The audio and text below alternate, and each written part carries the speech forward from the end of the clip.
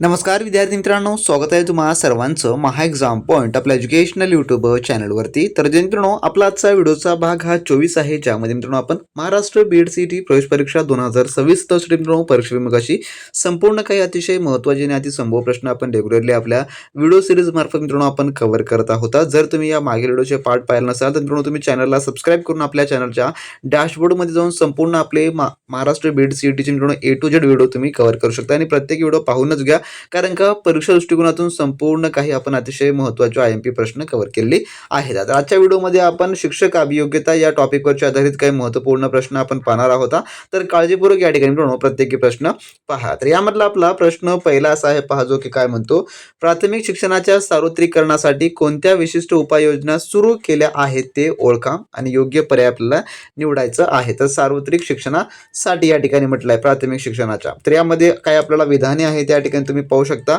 अ विधान आहे दुपारचं जेवण, ब आहे मोफत पुस्तके आणि गणवेश वाटप, क आहे मोफत लॅपटॉप वाटप, ड आहे सर्व शिक्षा अभियान, ई आहे कस्तुरबा गांधी बालिका विद्यालय. तर यापैकी याचं काय जे की उत्तर होणार असेल, तर याचं उत्तर आहे ऑप्शन नंबर पर्यायचं, जे की क, अ, ब, ड आणि ई हे जे आहे थोडक्यामध्ये होणार असेल, ज्यामध्ये अचं म्हणजे दुपारचं जेवण, ब म्हणजे मोफत पुस्तके आणि गणवेश वाटप, ड म्हणजे सर्व शिक्षा अभियान आणि ई म्हणजे कस्तुरबा गांधी बालिका विद्यालय. तर सांगायचं झालं तर प्राथमिक शिक्षणाचा प्रसार करण्यासाठी दुपारचं जेवण, मोफत पुस्तके किंवा गणवेश, सर्व शिक्षा अभियान आणि कस्तुरबा गांधी बालिका विद्यालय या योजना राबवल्या जातात.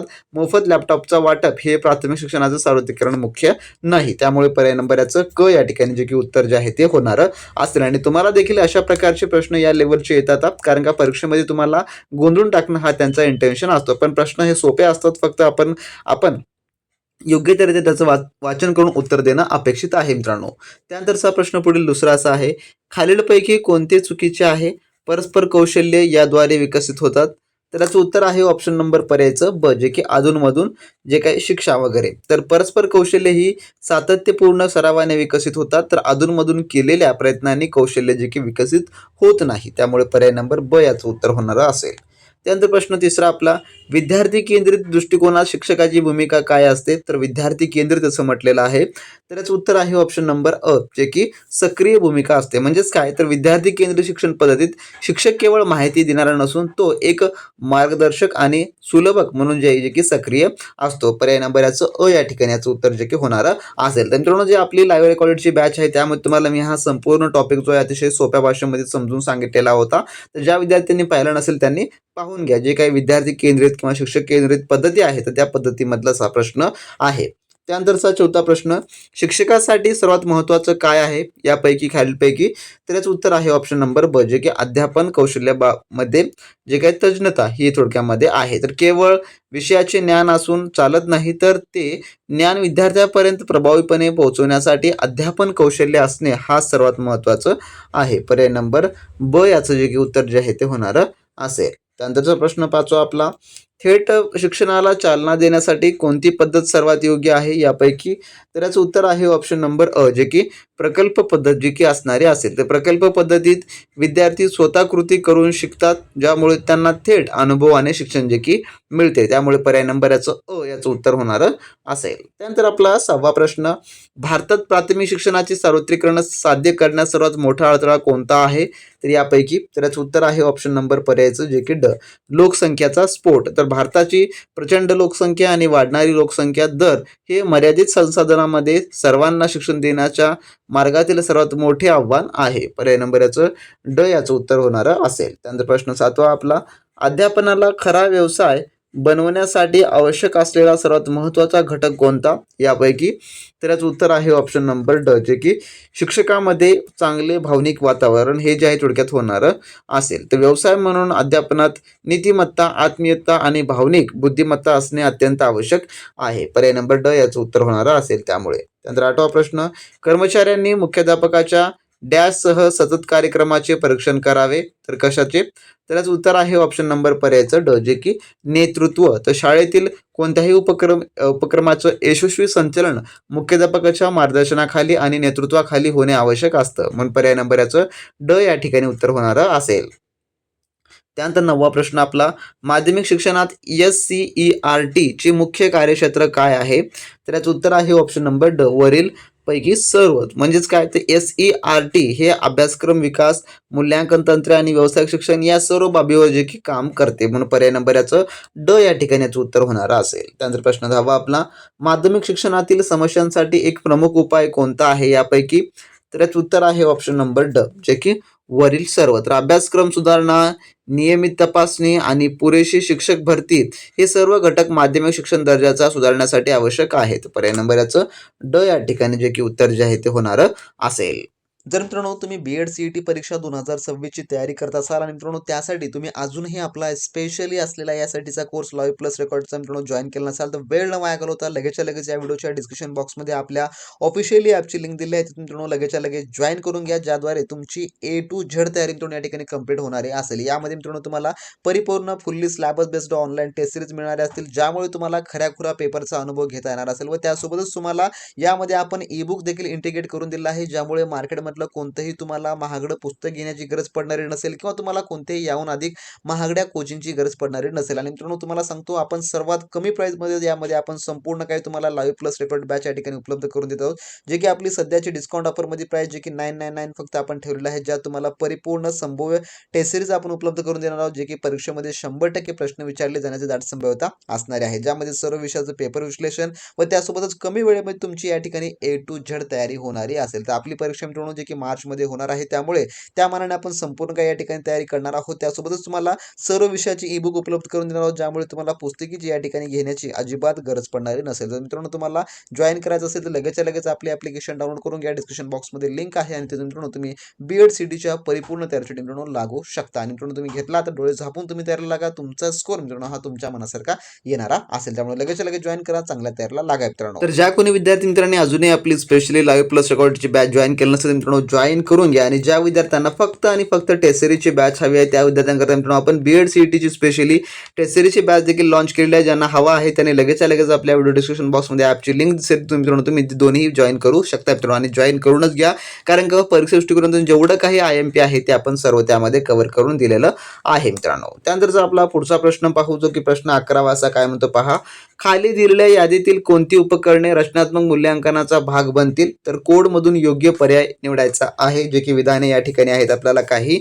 तर यामध्ये पहा, अ आहे प्रश्न मंजुषा सत्र आयोजित करणे, ब आहे शिक्षणोत्तर सत्रांमध्ये बहुपर्यायी प्रश्न देणे, क आहे प्रभुत्व चाचणी देणे, ड आहे चर्चा दरम्यान सुधारात्मक अभिप्राय देणे, ई आहे मेटाकॉग्निटिव्ह विचारसरणीसाठी प्रोत्साहन देणारी संधी आणि फ आहे 5 बिंदूच्या प्रमाणात विद्यार्थ्यांच्या कामगिरीची श्रेणी देणे. तर यापैकी काय योग्य आहे? तर यात जे उत्तर आहे ते आहे ऑप्शन नंबर पर्यायचं ब, जे की अ, ड आणि ई. तर प्रश्न मंजुषा सुधारणात्मक अभिप्राय आणि विचार करण्यास प्रोत्साहन देणे हे शिकण्याच्या प्रक्रियेदरम्यान केले जाणारे रचनात्मक मूल्यांकन आहे, जे की श्रेणी देणे हे संकलित मूल्यांकनाचा भाग आहे. त्यामुळे याचं पर्याय नंबर जे की ब हे उत्तर होणार असेल मित्रांनो. त्यानंतर आपला प्रश्न 12वा, वेगवेगळ्या विद्यार्थ्यांना वेगवेगळी कामे सोपवणे डॅशच्या आधारावर योग्य ठरवू जे की शकते. तर याचं उत्तर आहे ऑप्शन नंबर क, जे की विद्यार्थ्यांमध्ये वैयक्तिक जो की फरक आहेत. पर्याय नंबर याचं क उत्तर होणार असेल. तर प्रत्येक विद्यार्थ्यांची शिकण्याची क्षमता आणि आवड वेगळी असते, यालाच व्यक्तिगत भिन्नता असं जे आहे ते म्हणतं. त्यानंतर 13वा प्रश्न, विद्यार्थ्यांच्या सर्वांगीण विकासासाठी शिक्षक नेतृत्वाचा सर्वात योग्य गुण कोणता आहे यापैकी? तर याचं उत्तर आहे ऑप्शन नंबर अ, जे की लोकशाहीवादी शिस्तप्रिय हा जो थोडक्यामध्ये आहे. तर लोकशाहीवादी शिक्षकामुळे विद्यार्थ्यांना आपले मत मांडण्याचं स्वातंत्र्य मिळतं आणि त्यांचा व्यक्तिमत्वाचा विकास देखील त्या ठिकाणी होतो. त्यानंतर 14वा प्रश्न आपला, वर्गाच्या सुव्यवस्थेत अडथळा न आणणारं कारण जे की कोणतं आहे यापैकी? तर याचं उत्तर आहे ऑप्शन नंबर ड, जे की वेगवेगळे दृष्टिकोन. तर वर्गात विद्यार्थ्यांचे वेगवेगळे दृष्टिकोन असणे हे सर्व चर्चेसाठी चांगले असते. या सुव्यवस्थेला बाधा येत नाही, आक्रमकता आणि गोंधळ देखील अडथळा आणतात. त्यानंतर आपला 15वा प्रश्न, एक चिंतनशील शिक्षक वर्गात कोणती परिस्थिती निर्माण करतो यापैकी? तर याचं उत्तर आहे ऑप्शन नंबर ड, जे की विद्यार्थी आणि शिक्षक यांच्यातील संवादाला जो आहे प्रोत्साहन देणे. तर चिंतनशील शिक्षक एकतर्फी व्याख्या न देता द्विस्तरीय संवादावर जो की भर देतो थोडक्यात. त्यानंतर 16वा प्रश्न आपला, आंतरवैयक्तिक कौशल्यासाठी आवश्यक काय आहे? तर याचं उत्तर आहे ऑप्शन नंबर ड, जे की कोणत्याही भाषेत प्रभावी संवाद साधण्याची क्षमता. तर कोणत्याही भाषा कोणतीही असो, आपले विचार समोरच्या व्यक्तीला प्रभावीपणे समजावून सांगता येणे हे महत्त्वाचं आंतरवैयक्तिक कौशल्य आहे. त्यानंतर 17वा प्रश्न आपला, माध्यमिक शिक्षणाची गुणवत्ता सुधारण्यासाठी आवश्यक उपाय कोणते यापैकी? तर याचं उत्तर आहे ऑप्शन नंबर ड, जे की वरील सर्व, ज्यामध्ये स्थानिक गरजा, पायाभूत सुविधा आणि ICTचा वापर या सर्वांमुळे शिक्षणाचा दर्जा जो आहे तो सुधारतो. त्यानंतर आपला प्रश्न 18वा, प्रकल्प पद्धत कोणत्या तत्वावर जे की आधारित आहे यापैकी? तर याचं उत्तर जे आहे ते आहे ऑप्शन नंबर क, जे की करून शिकणे, लर्निंग बाय डुईंग या पद्धतीवर तत्वावर जे आहे जे की आधारित आहे. तर विद्यार्थी स्वतः कृती करतात तेव्हा त्याचे शिक्षण अधिक जे की दृढ होते, हेच प्रकल्प पद्धतीचा मूळ आहे. त्यानंतरचा प्रश्न 19वा आपला, कोणत्या देशात शिक्षण व्यवस्था राज्य आणि केंद्र सरकार यांच्या भागीदारीत आहे? तर याचं उत्तर आहे ऑप्शन नंबर पर्यायचं क, जे की भारत. तर भारतात शिक्षण हा समवर्ती सूचीमध्ये येतो, ज्यावर केंद्र आणि राज्य दोन्ही सरकारे कामे करतात. त्यानंतर आपला प्रश्न 20वा, डिजिटल वर्गात शिक्षकांची सर्वात महत्त्वाची भूमिका काय आहे? तर याचं उत्तर आहे ऑप्शन नंबर पर्यायचं ब, जे की सुविधा देणारे असणे. डिजिटल युगात माहिती सहज उपलब्ध आहे, त्यामुळे शिक्षकांची भूमिका माहिती देण्यापेक्षा ती माहिती कशी मिळवायची व वापरायची याचे सुलभक म्हणून त्यांचे महत्त्वाचं आहे. त्यानंतर प्रश्न 21 आपला, बालावस्थेतील टप्प्यामध्ये काय समाविष्ट आहे यापैकी? तर याचं उत्तर आहे ऑप्शन नंबर ड, जे की वरील सर्व, ज्यामध्ये सामाजिक हास्य, सामाजिक संदर्भ समजणे आणि क्यूइंग हे सर्व बालावस्थेतील विकासाचेच भाग आहेत थोडक्यात. त्यानंतर आपला प्रश्न 22वा, नेतृत्वासाठी मूलभूत स्थिरीकरण घटक कोणता आहे? तर याचं उत्तर आहे ऑप्शन नंबर क, जे की गटांच्या कल्याणासाठी निहित स्वार्थाचा त्याग हा जो थोडक्यामध्ये होणारा असेल. तर जो नेता स्वतःच्या फायद्यापेक्षा गटाच्या हिताला प्राधान्य देतो, त्याचे नेतृत्व जे आहे थोडक्यात टिकून राहतं. त्यानंतर आपला प्रश्न 23वा, तुम्ही ब्लॅकबोर्डवर प्रश्न सोडवत असताना रोहन प्रश्न विचारतो, तर तुम्ही काय कराल? त्यावेळेस तुम्ही काय कराल? तर याचं उत्तर आहे ऑप्शन नंबर क, जे की तिथेच उत्तर द्या. म्हणजे काय? तर विद्यार्थ्यांची शंका तातडीने निरसन केल्याने त्याच्या शिकण्यातील सातत्य राहते आणि इतर विद्यार्थ्यांचंही आकलन त्या ठिकाणी वाढते. त्यानंतरचा आपला प्रश्न 24वा, प्रभावी अध्यापन प्रणालीसाठी योग्य जे काही संयोजक आहे ते आपल्याला निवडायचं आहे यापैकी. तर या ठिकाणी पहा, अ आहे अपेक्षित शिक्षण परिणाम निश्चित करणे, रणनीती आणि युक्त ठरवणे, शिक्षकांच्या शैक्षणिक पात्रतेला औपचारिक मान्यता देणे, मूल्यांकन साधन निश्चित करणे, वर्गखोलीचा आकार ठरवणे, विद्यार्थ्यांच्या पुनराभाचा मूल्यांकन करणे. तर यापैकी कोणतं आहे? तर याचं उत्तर आहे ऑप्शनचं पर्यायचं, जे की ब, अ, ब, ड आणि फ हे होणार असेल. तर परिणाम निश्चित करणे, रणनीती ठरवणे, मूल्यमापन साधन आणि विद्यार्थ्यांचं पूर्वज्ञान तपासणे हे प्रभावी अध्यापनाचं मुख्य स्तंभ या ठिकाणचे आहेत. त्यानंतर 25वा प्रश्न, खालीलपैकी कोणते हावभाव हे अमित्रत्वाचे मानले जाते? तर याचं उत्तर आहे ऑप्शन नंबर ब, जे की टक लावून पाहणे. तर टक लावून पाहणे हे राग किंवा वर्चस्व गाजण्याचे लक्षण मानले जाते. तर हसणे आणि डोळा संपर्क हे मित्रत्वाचं लक्षण आहेत. त्यानंतर आपला प्रश्न 26वा, शिक्षकाला वर्गाचा नेता का म्हटलं जातं?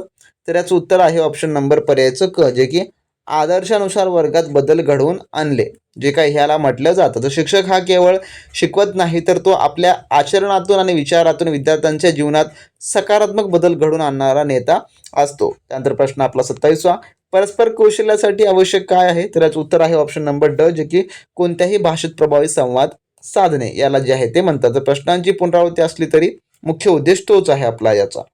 त्यानंतर 28वा प्रश्न, व्यावहारिकतेनुसार शिक्षकांची भूमिका काय आहे?